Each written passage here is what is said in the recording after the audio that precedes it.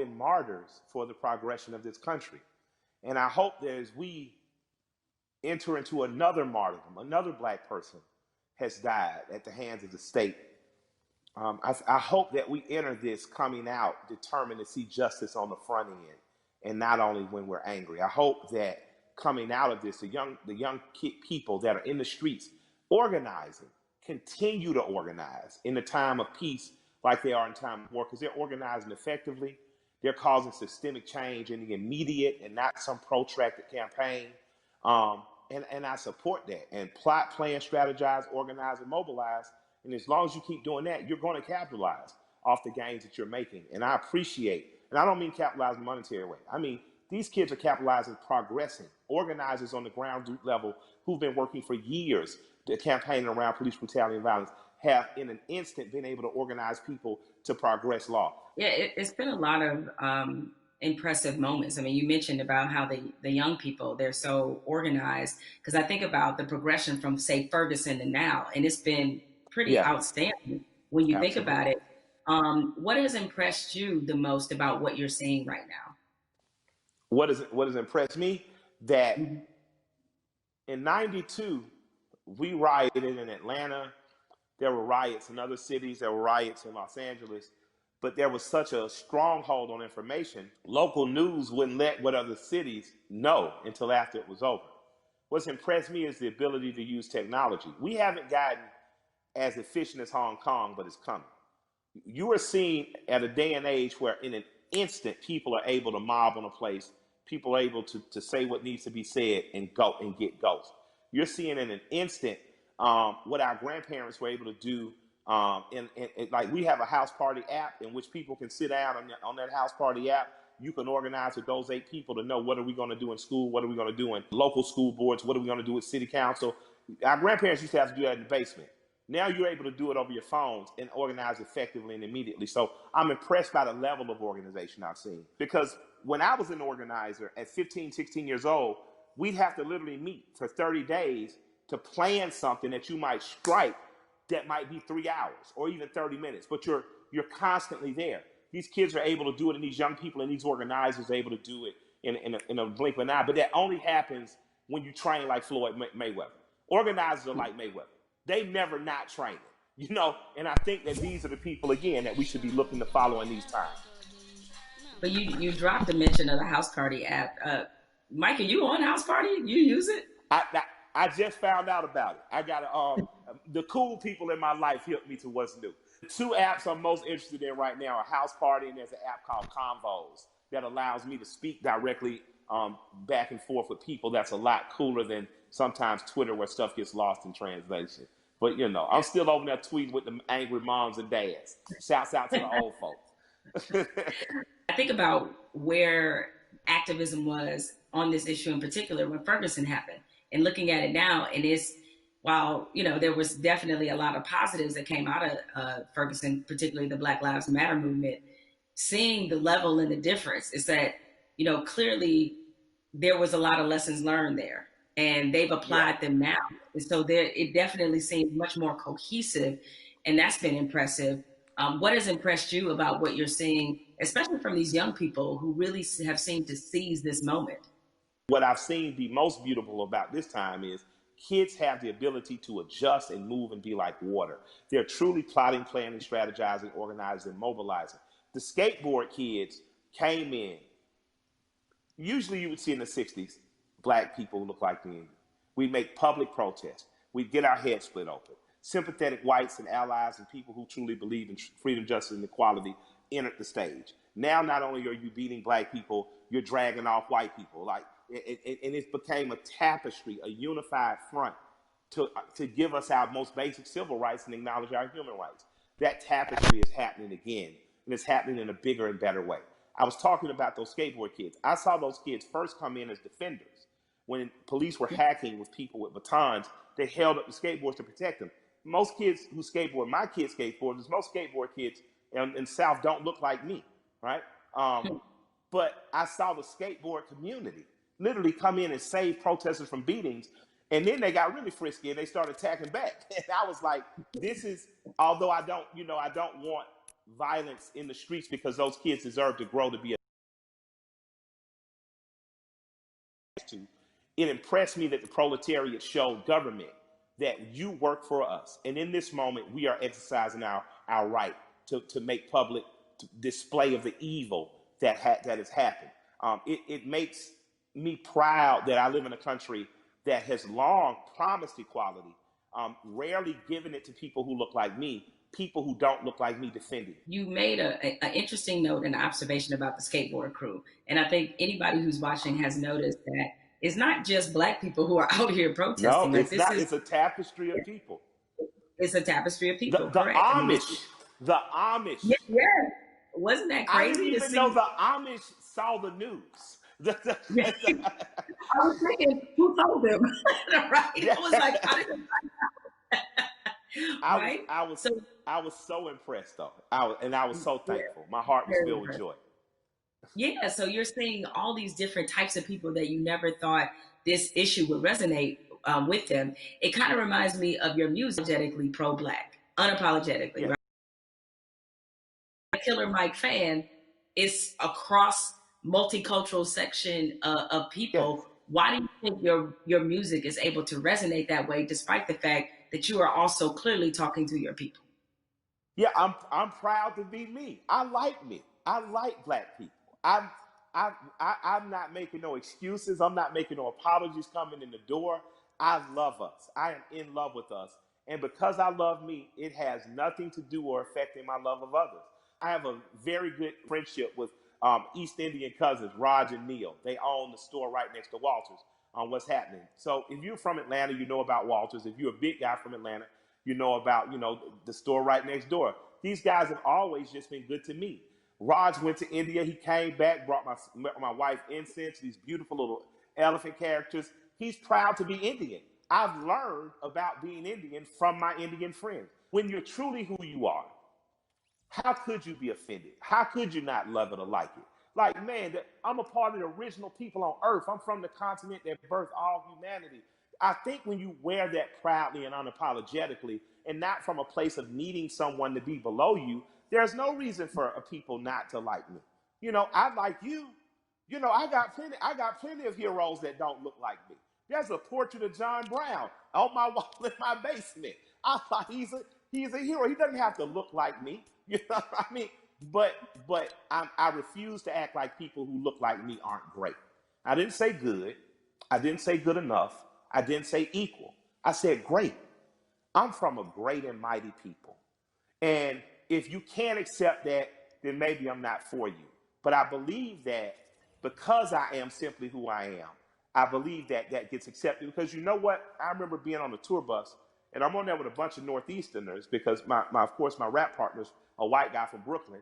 And we're on there and watching Swamp People, and everybody's laughing. And I come up and stagger into the front, and I look at it, and I start smiling, and I look at the room and say, I got more in common with them than any of y'all. And I just walk to the back. Now, because it's the truth. I'm a Southern boy. My grandparents from Alabama and rural Georgia. I grew up more like people on those shows. So I think across cultural lines and across racial lines, people identify with me, but just because I'm your typical American guy. You know what I mean? And I have some special things. I'm not going to deny that I'm special. I was a smart kid, went to Morehouse, had an understanding of some cool stuff. I married a beautiful woman. That helps, But I think that ultimately what resonates with people is that I'm a regular guy. One of my best friends in the world is a white guy from Brooklyn. So I think that people understand that I have the ability not to look past your race or ethnicity, not to look past who you are culturally, but to look at it and love it and learn from it without wanting to co-opt it or be it. What you're talking about in a very succinct and robust way is really allyship. And that's been a word that, you have it sounds like you have a lot of really great allies that are in your life. Now in this moment, I've gotten the question constantly, I assume you have too, about how to be an ally. What do I have to do? Right? I've had so many conversations with white people, like really good friends of mine in the last 2 weeks. Where all right, guys, I appreciate your enthusiasm, but but hold on a second. But nevertheless, that being said, is that, you know, what would you say to somebody who wants to not only be an ally, but be a good ally? If you want to be a good ally in this moment, white corporation, white person with the means, that's a worthy allyship. On a ground level, if you're just working hard every week, you don't know what to do, you're an electrician, you're a plumber, grab one young man who doesn't look like you, a young woman, and teach them that trade. That's allyship. Allyship isn't just throwing the money, but if you got the big money, put it towards somewhere. But on a very real and basic level, my son had an accident with a man named Keith. I bought my son a car. My son Malik, with a very pretty girl in the front seat, rear-ended this guy Keith. Calls me. I pull up to Keith and the police officer. I say, if he'll allow me to handle this privately, I just don't want to call my insurance company because, you know, I had just gotten in an accident. I drive fast. My son, Keith, in good faith, gave me the opportunity to do that. And me and this man became friends. You know, I'm literally friends with this white man who told me about Atlanta pre-white flight and desegregation, who's taught me about fatherhood and the importance of presence in your child's life. That doesn't happen if we're not open for it to happen. So an allyship with white people doesn't have to be an organization of saving the world. But you do have to do what me and Keith did. You do have to, on blind faith, trust someone who doesn't look like you and allow that person to educate you. So an allyship is not just calling your black friend saying what I do. It's going to black organizations that might be local and saying what am I do.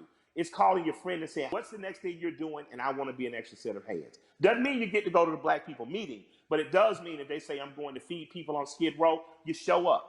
And you show up with empathy and care, you do it. And I'm going to tell you, we need doctors in that space. We need lawyers in that space. We need legislators in that space. You know, we need the people who are really empowered to be in that space because there's some things that need to happen on ground level that once the grassroots people have gotten it here, there needs to be money put behind these things. A lot of the problems that we have now that are erupting could have been solved in 96, 2006, 2016, and all these other years, but we chose not to because we trusted the right thing's going to happen. Right thing's not going to happen unless we make it. And after that, you have the potential to truly be brothers and sisters. You have the potential to be past the letting cultural, national, religious markers evict the fact that I know that I'm talking and I'm with a human being. And at our very core, past any physical difference, my job is to honor the soul of that other human being. So there's no need to have allies because I'm not at war. I truly have a brother and sister. There's no need to have an ally because there's no threat of war. I refuse to send any 18-year-old boy or girl off to die. And that has to be something that's much, much deeper than policy, much, much deeper than the human condition in the last 500 years. We have to get back to that. So that's my humble opinion. I don't know, where that takes white America, but I hope we stay standing up, fighting together. Mike, we've been having this great conversation, and a lot of people watching, they probably want to know, because again, these things happen in flashes where 1 minute we're talking about this, everybody's fired up, everybody's willing to do things, and then the next minute, the momentum dies. So how can the people who are watching now, how can they keep this conversation, this action, this momentum going? Take this conversation, get 8 to 10 people around you, your neighbors and people who live within 10 square miles, and start to see what you can do to affect. And then connect with other people that may be in closer proximity, 30, 40, 50 miles, even another city or places that are doing it right, in other places. Connect with those people. And just, if all of us do a little bit, no one has to do a lot. If all of us do a little, if all of us pick a little to do, no one will have to do a lot. That's a word right there. If we all do a little bit, nobody has to do a lot. Has to do a lot, absolutely. Nobody has to do a lot. Mike, I have enjoyed this conversation like I enjoy every conversation with you. I can certainly talk to you. Yes, it is mutual. The mutual respect and love of society right here. Thank you. And more importantly, thank you for everything you do on the ground. I mean, so many people, I knew that you tell the truth the way it needs to be told, but a lot of people during this time of crisis have been exposed to you and understand that, you really are for the people. This is I called hate We the that. People. This is you all day long. So thank you for all the work and all the inspiration, all the words, everything that you're adding to this conversation, and more importantly to this action. With that said, we have to say goodbye, but we don't have to get out of here just yet, because I'm gonna toss this on to my brother Okay. Van Jules, who can take it from here.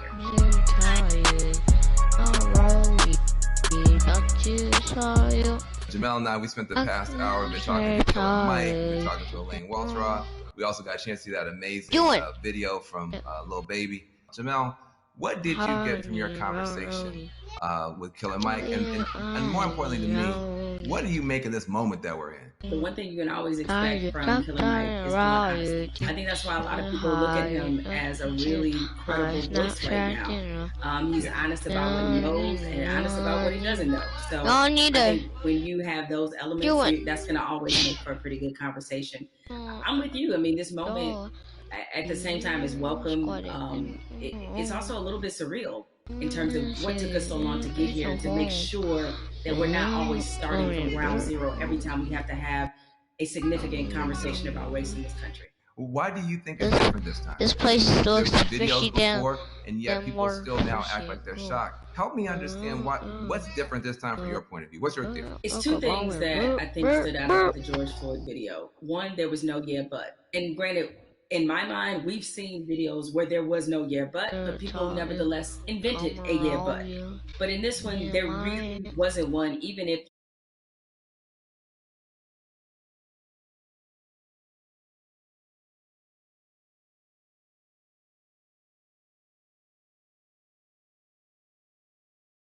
Floyd's neck. It was Shadow. You're on arrest. Okay, he is arrested.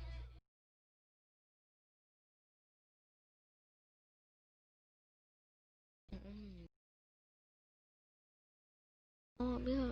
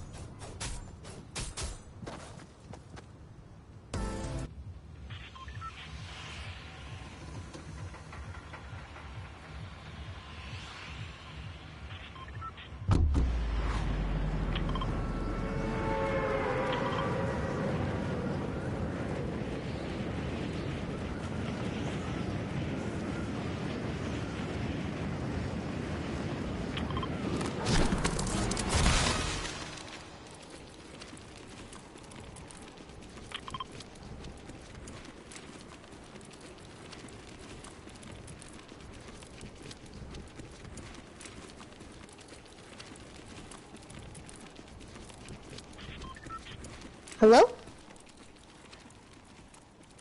Do you guys have mics? I'll sub to your YouTube if you have a mic. I'll sub to you. Yeah, I have no gun. Run, run, run. Yeah, I died.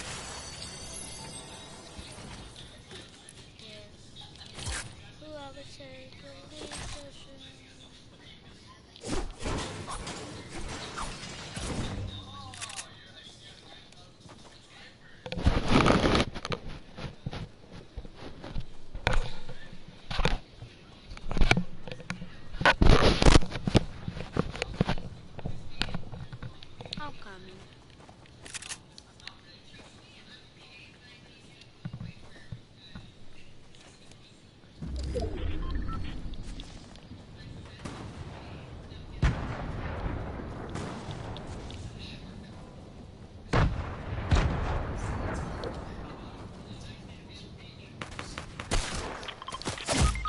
Aimbot.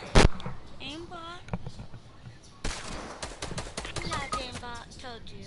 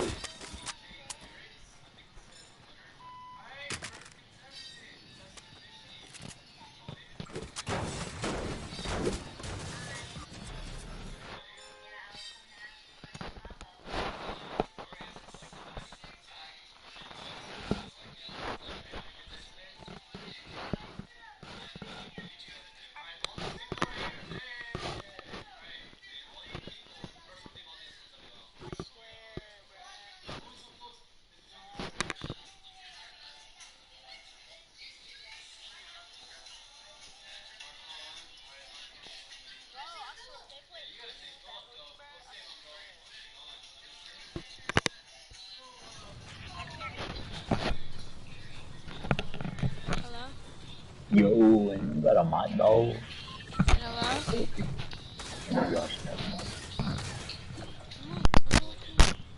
Hello? Why's my mic working? Hello? Nah, Hello? Hello?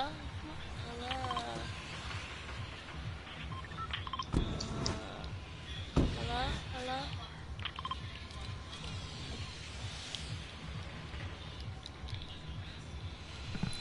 I dedicate myself to fucking heroes. Since I'm wearing the oldest. And I got the money. Hello? Can you hear me now?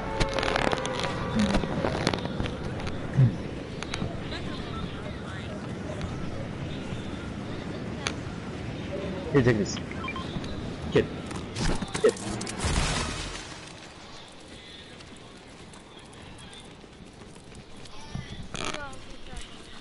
Yo, Cassia.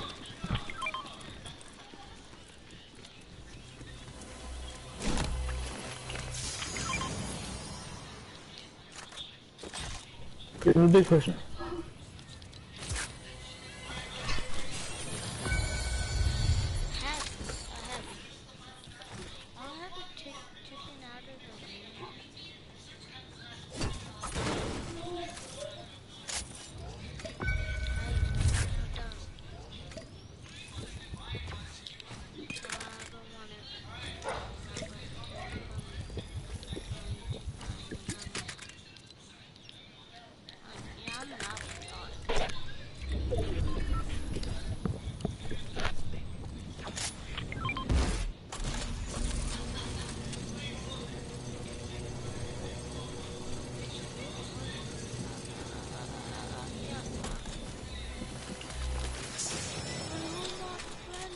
Didn't go frenzy.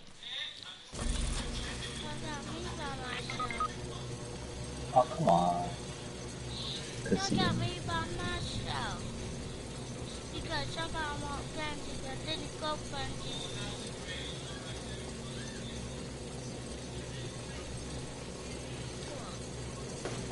Got me messed up.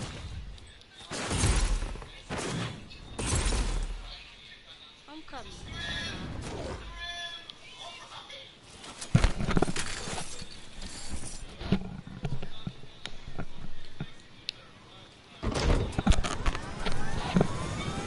Oh, my nigga wants to get killed.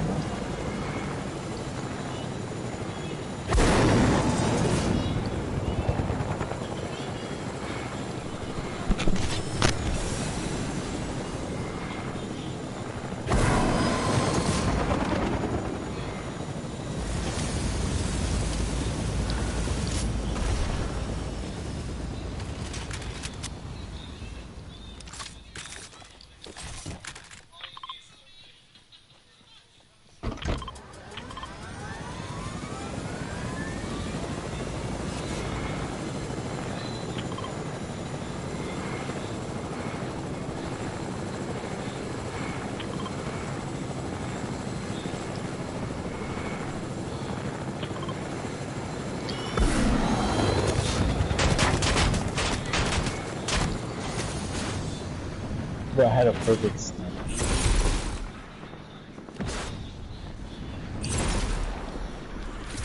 Yeah, one of them is super low.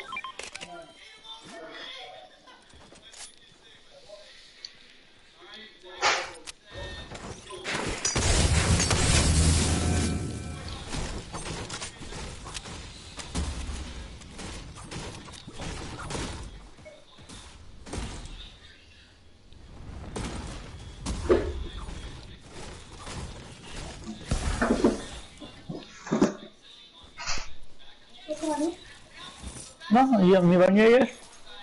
¿Ese plato era eso? Yeah. Ese era de mi padre.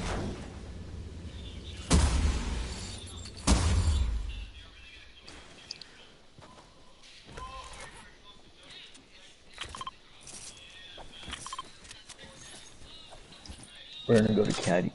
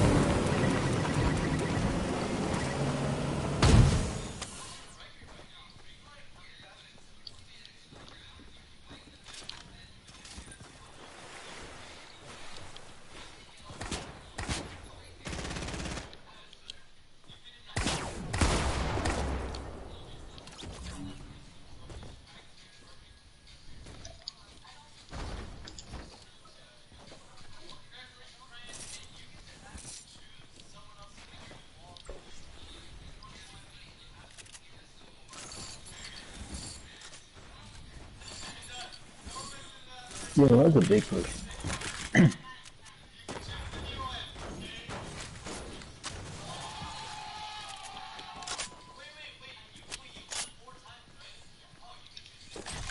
Yo, give me that, give me that, give me that. You got another one? Nah.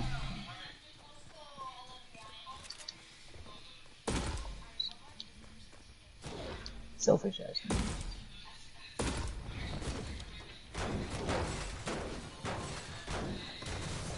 Yeah, shit. If you have it, you have it. You know.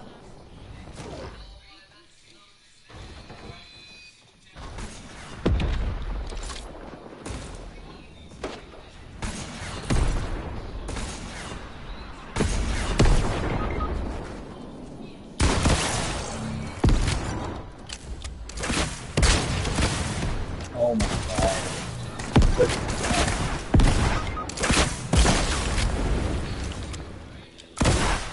Wow, you guys going down by bodies, bro, like flies.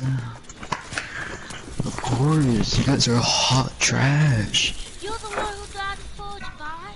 Yeah, cause you know I was engaging. Y'all was just sitting over there. No, you're right. I swear.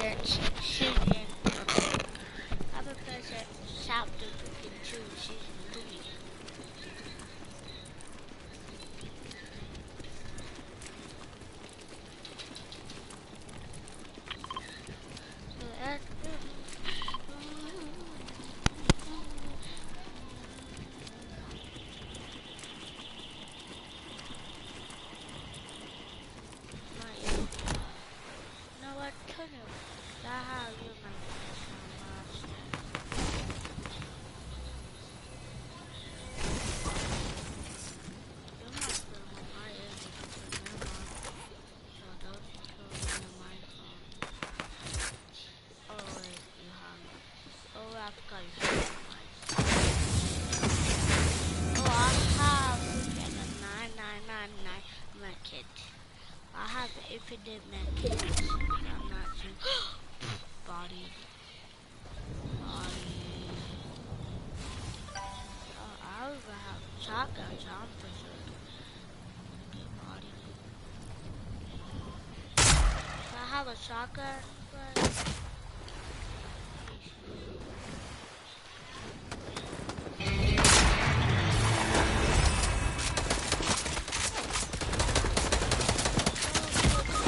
aimbot.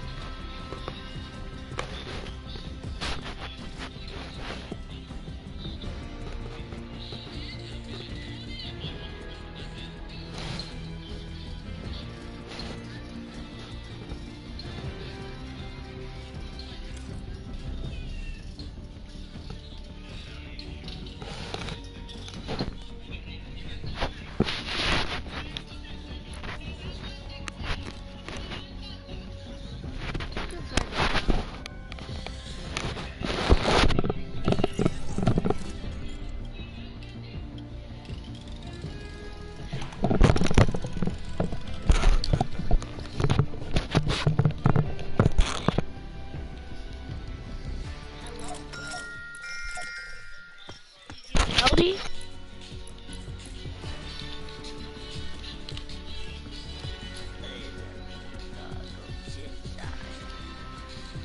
Double dick. God, go see.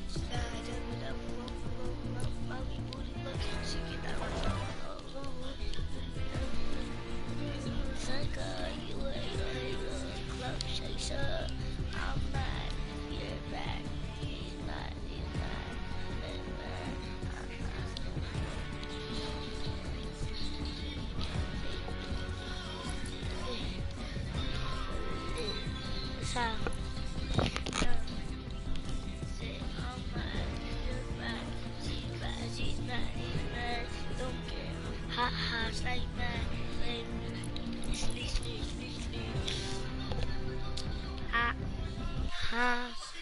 I don't wanna ride that. I don't wanna ride that.